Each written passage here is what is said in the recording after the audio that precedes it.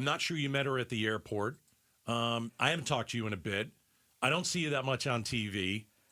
Is it a strategy, or is it, you know what? I don't really like the spotlight on me. Is this accurate at all? And if so, why? I am someone who likes to roll up my sleeves and get things done. And that's really what I'm about. Right. But talking to the people is, I think, part of it. Oh, yeah. Do you believe in the last 2 years you haven't talked to the people of Arizona enough? No, I mean, I'm out there talking to folks all the time, whether it's in their communities or through the local press. But I noted I will try to do more of that. Let's jump into something that you did earlier today, an executive order. I want to get the name right because I think it's fantastic, of the Operation Desert Guardian. All right. This is a wide-ranging kind of a border executive order on your part. Tell me what the difference between your executive order and the one your predecessor, Governor Ducey, did. What are the differences, at least from what you see? Sure. Well, let me first say this is not my first executive order on the border. And folks have talked about, well, this is a reaction to the current president, and it's not. I knew from day one that Arizonans cared about border security, that they want a secure and orderly border, and that as a border state, we had to take action where the federal government failed. And I've criticized the Biden administration, and I have focused on how we get our limited resources to most effectively address the issues we're seeing at the border. So Operation Desert Guardian is building on the success that we have had through Task Force SAFE. That task force has focused on having Guards members working hand in hand with Customs and Border Protection at our ports of entry, and it's been really successful. They're interdicting drugs and other illegal things. 19 million fentanyl pills kept off the streets of the United States through that operation. And so this is broadening out where we're focused on, looking at those areas that lack enforcement between the ports of entry, and it's led by our state agencies, DEMA, Department of Public Safety, and Department of Homeland Security, in coordination with those sheriffs on the border and in our 4 border counties and our federal partners. And I'm focused on taking real action and making sure that the limited resources we have are being effectively utilized. And it's not about political posturing or photo ops, but really getting the job done. Arizona Governor Katie Hobbs is joining us in studio. Again, I don't mind the executive order. I like that you're looking at the border. My question is, why wasn't this plan put into place maybe 2 years ago during the Biden administration when the border was wide open? Because to me, it seems, listen, I'm not a Biden fan or a Trump fan, but it seems that Trump is going to do a better job on the border. So why not have put this plan in place 2 years ago when it was, the New York Times said 8 million people over the last 4 years came in? So the state has limited resources, and we really need federal cooperation to make operations like this more successful. And so I've spent the last 2 years working directly with local law enforcement and our border sheriffs and looking at how we can most effectively deploy those resources and taking the steps possible with the resources and the federal cooperation that we had. We're in different circumstances now with the federal government and their willingness to take more aggressive action on the border, and having their willingness to work with us on this operation is really critical. Governor, have you talked to Trump since he became the president? I haven't talked to the president, but certainly talking to the members of his cabinet on a regular basis, including Homeland Security on this executive order. What's one thing you like that Trump has done and one thing you don't like?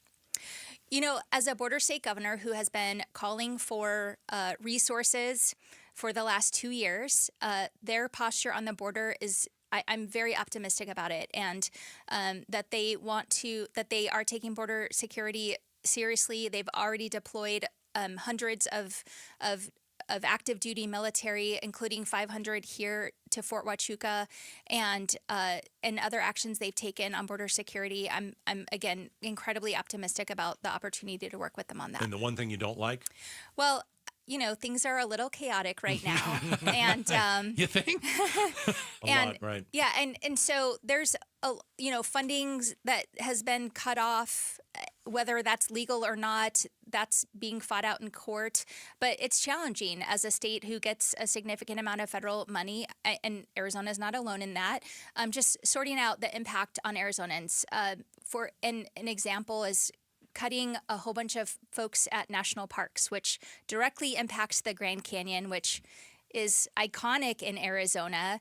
And, it's a huge destination for people around the world. That brings in jobs. It brings in dollars by people spending their vacation dollars here in Arizona. You called it a slap in the face for Arizonans. Yes, it is. And quite frankly, for folks who come from all over to visit one of the 7 natural wonders of the world. So I think some of these decisions are being made rashly without a lot of consideration about the actual impact that they'll have. Yeah, I seem to remember your predecessor, Governor Ducey, also having a problem when they tried to close down the Grand Canyon, saying this is about Arizona. I have another question for you regarding immigration still. Senate Bill 1111 would give state and local law enforcement agencies money. $2,500 is one of the numbers being floated around per migrant that they detain, and that it leads to deportation. I think I know where you're coming down on this. Tell me about this bill and what you're hearing coming out of the legislature on this bounty bill, I think is what it's being referred to as. Yeah, so the bill funds the bounty by putting a tax on Arizonans and turns law enforcement officers into bounty hunters. Right now, our law enforcement agencies already can and do work with federal agents on immigration enforcement. And they don't need this extra bounty to be able to do their jobs. We're all focused on rooting out criminals and making sure that they're not committing crimes in our communities. So I've said from day one, I will work with anyone on how we implement public safety in a way that works for Arizonans. And this is really a lot about rhetoric and making a big splash rather than actually solving a problem.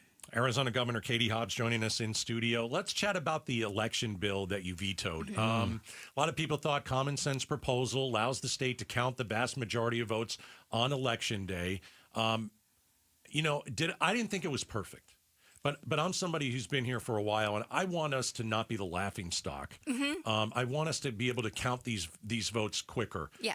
What did you not like about it, and why did you veto it? Look, I agree that we should be able to get election results faster, and I'm willing to have the conversation about how we can do that in a way that doesn't disenfranchise voters. I mean, both of my races, when I won for Secretary of State and when I won for governor, took a week to have the results to call the race. And in fact, in 2018, they called the race for my opponent on election night.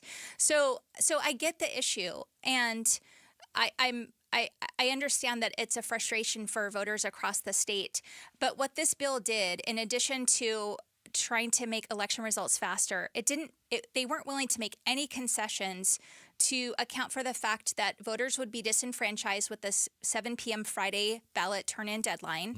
And I put forward a lot of proposals. I never asked for all or nothing. I asked for consideration and negotiation on them. But the other thing it does is guts the mail-in voting program, which 80% of Arizona voters are signed up on now the active early voter list. And that was done with no impact on the election results side of it. And so they were using this really as an excuse to gut early voting. Now, I know that they have a referral ready to go to the ballot to bypass my signature or veto. But here's the thing. If they wanted to deal with this and have a solution in place for the next election in 2026, they would sit down at the table and negotiate with me and put a solution in place. Because if they send something to the ballot, guess what? Not in effect for 2026, because it'll be on the 2026 ballot. I'm glad, Governor, that you were talking about how about a negotiation. I want to play you a 20-second clip from a war room that we do every Wednesday. Part of the war room was Chuck Coughlin. And former Congressman Matt Salmon also ran for governor. And they're talking about this election bill that you vetoed. And I want you to hear the 20 seconds and then, of course, give you a chance to tell me what you think about what they said. If she's objecting to the issue of that it's not, there's some obstruction, then fix it. Then go down there and talk to them and figure it out. Negotiate. Because you need she needs to sign the bill. That's what a good leader does. Mixes it up, goes down with the legislature, rolls up her sleeves and says, look, these are my problems with it. Let's fix this and then I'll sign it. That's leadership. She doesn't do that? No. Okay, so Matt Salmon. Wow. I mean, these are two guys who have no idea what goes on because that is absolutely not what happened. We did try to negotiate. And so negotiation goes two ways. And if you have a party on the other side that's not willing to, guess what? It doesn't matter how much I try. Do you think that they put this bill forward knowing you would veto it with the plan all along being we want it to become a ballot initiative? Well, if they wanted to fix it for this election, they wouldn't be focused on making it a ballot initiative. And I knew right out the gate that it was one of their top priorities. And of course, it was the first bill that got to my desk. It's the only bill that's gotten to my desk so far. And so I signaled a willingness to sit down and talk about it. I know it's a huge frustration for people across the state. And Did they come talk to you? No. Okay. So there. And I might add, they let the chair of the Republican Party, whose main objective is to elect Republicans, be their negotiator on this. So I don't think that's acting in good faith at all. All right. Governor Katie Hobbs in studio with us. We have time still a little. Okay, great. I got a question for you. We'll switch gears a little bit because I think this is something that you're behind.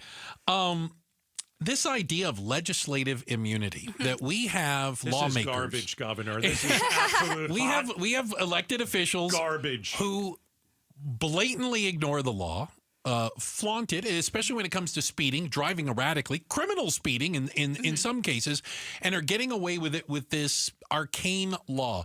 Why is this continuing to go? And I know you've referenced an executive order from Governor Ducey before.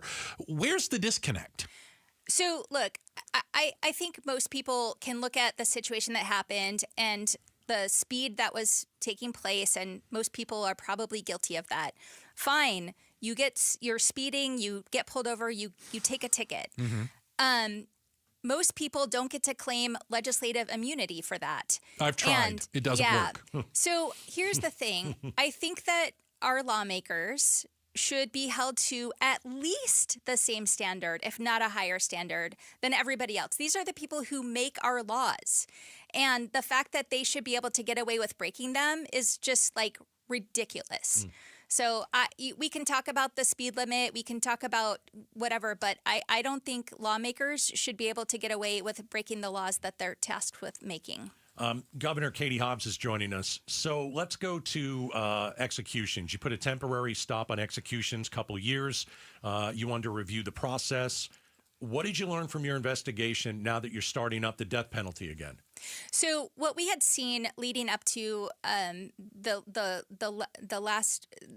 previous executions that were done was a lot of just mistakes and not operating a process that was well thought out. And you're carrying out the ultimate punishment, and you have a responsibility to do that in the most humane and ethical and problem-free way possible, and consider the people involved in the process as well that have to do that.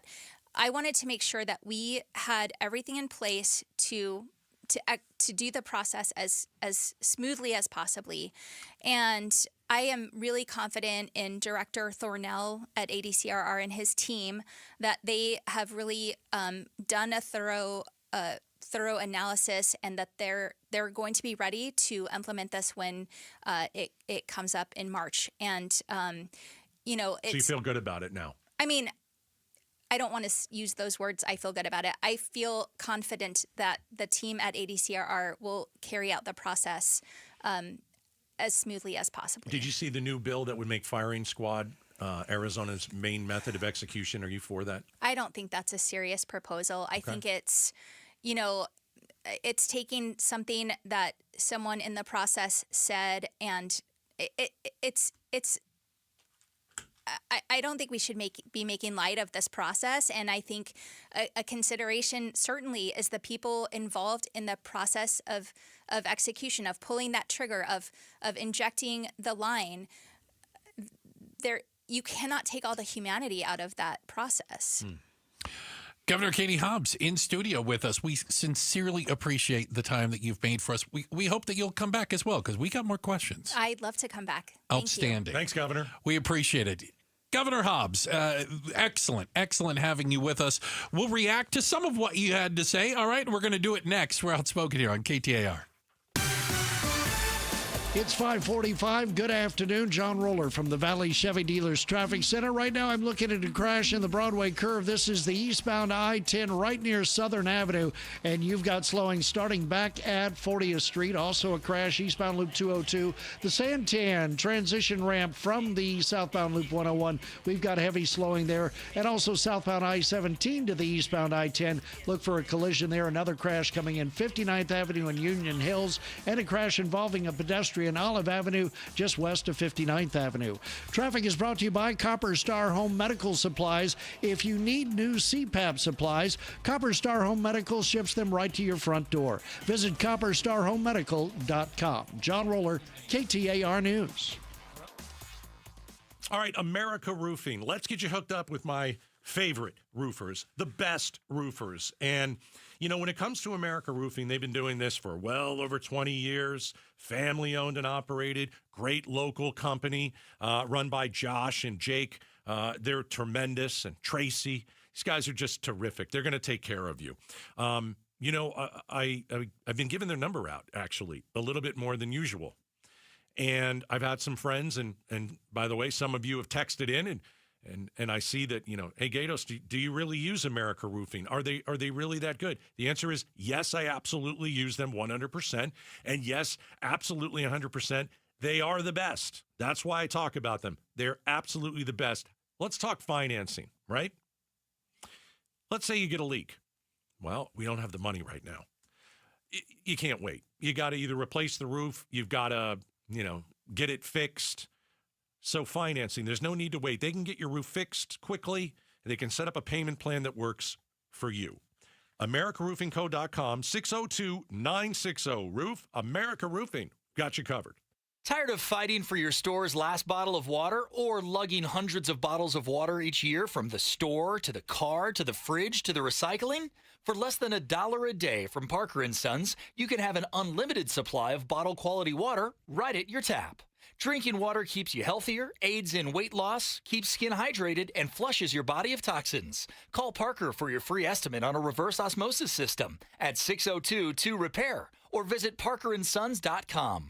Attention Phoenix residents. When you bought your house, is this what you envisioned? A constant battle with your lawn? Spending your days off and money on a dried and patchy lawn that never looks the way you want it to? Stop. Transform your yard into a stress-free paradise year-round with Big Bully's new exclusive turf, Effortless Flow by Carla. Effortless Flow by Carla's mesh back design maximizes drainage, and the antimicrobial protection eliminates odors, mildew, and bacteria. This is the cleanest turf ever and is only available from Big Bully. Hi, I'm Carla, and I'm so excited today to introduce you to our new revolutionary turf called Effortless Flow by Carla, which can only be found here at Big Bully Turf. No odors, no mildew, no bacteria. The future of turf is effortless and is available only from Big Bully. For a limited time, save 25% off your new lawn. Call today and ask about our local rebates. Call 408-389-0997 and get the cleanest turf ever at an incredibly affordable price. Big Bully Turf. Woman-owned. Waffles approved. For all offers, call or see website for details. On approved credit. Offer expires 3/31/2025. ROC number 172936. You know you can lose weight easier and faster with Red Mountain Weight Loss. Discover the power of semaglutide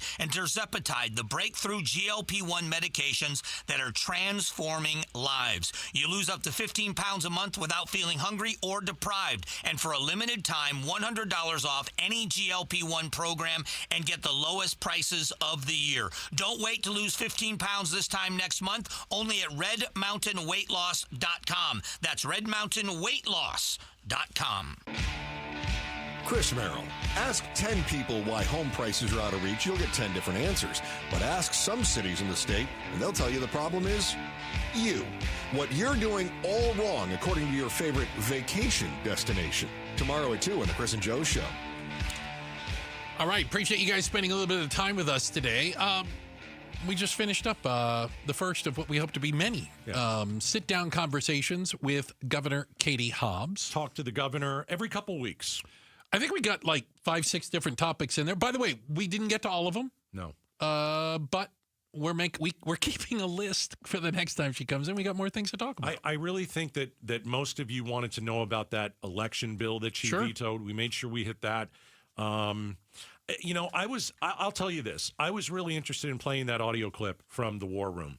Oh. And if you're just joining us, I played a clip for Governor Hobbs. It was Chuck Coughlin, Matt Salmon. These guys are, they've been in politics forever. And their basic takeaway when we were talking about the election bill on the War Room was that she didn't go and fight for it. She wasn't in there negotiating let's see. She didn't get her hands dirty. A leader goes and talks to them. And so her reaction out of that piece of audio was, wow. They don't know what they're talking about. She said, wow. Yeah. And so she obviously disagreed with Chuck and Matt Salmon, and that's fine. But I will tell you this, when Chuck and Matt said it, I thought to myself, well, wait a second. We want a governor that's going to go down there and talk to these folks at the legislature, even though, again, very clear, we know that there's a lot of MAGA down at the Arizona legislature. Fully understand that. Governor Hobbs is a Democrat. But I want to know how much these two sides talk. Well, and again, I think we mentioned this earlier, that this is not the federal government. This is the state of Arizona. And the governor and the legislature, they have to work together for the good of the people of Arizona. But you, as well as I know, that's not. Congress cannot do its job, and the United States goes rumbling on. Mm-hmm. If they don't do their job here in the state of Arizona, you're going to feel it. Right. Well, and Hobbs says, you know what? I go down there, I talk to them, I go in a fight. Hard to deal with some people, and I don't want to put my words in their mouth. We can play the clip later, that don't want to negotiate. So if there's some people in the legislature that just send her this, and then they don't want to negotiate a point or two, then I would say that's a very difficult thing. And maybe that's, maybe part of that election bill was just set in stone by the Arizona legislature, and then they weren't going to move on. The one point of you got to re-up every election season if you're a voter, and governor. But that's also that. and that's being driven by people who believe that the elections were fraudulent. Some of them absolutely that they believe it. Yeah, Carrie Lake was tweeting about the fraudulent elections today, so she still thinks, loser's going to lose. What was your takeaway of Governor Hobbs? My big one is that she says she's fighting. That's what the governor says. I want to go a little bigger. She answered more in depth than I thought she would. I thought we would get a little shorter answers from what we've seen of her before. So I would say I liked that we got a little more substance. Listen, still a politician on some level. Still got to dig for the parts in there. But I got more out of her, and I learned a little more than I knew going in. And so for her, I would hope she'd think it's a success. Firing squad is a no. She doesn't think it's a no serious on bill. firing squad. Okay, yes, that's a bill that's making its way. Yeah, I actually like that bill. She doesn't like the lawmakers speeding and getting away with it. Neither did Doug Ducey. Right. Yeah. And her Operation Desert Guardian, did I get that right? Yes. Is very similar to what Governor Ducey was doing on the border. So she's not diametrically opposed to some of the things that previous administration did. We've got a check of the headlines on the way. We're going to get you up to speed with all of that. And up next, consumer confidence is plummeting. It's at the lowest level in years. Why are you scared to spend money? We'll talk about it next. Outspoken on KTAR. All right, my friends at the Arizona Painting Company were over at the house last week. That's right.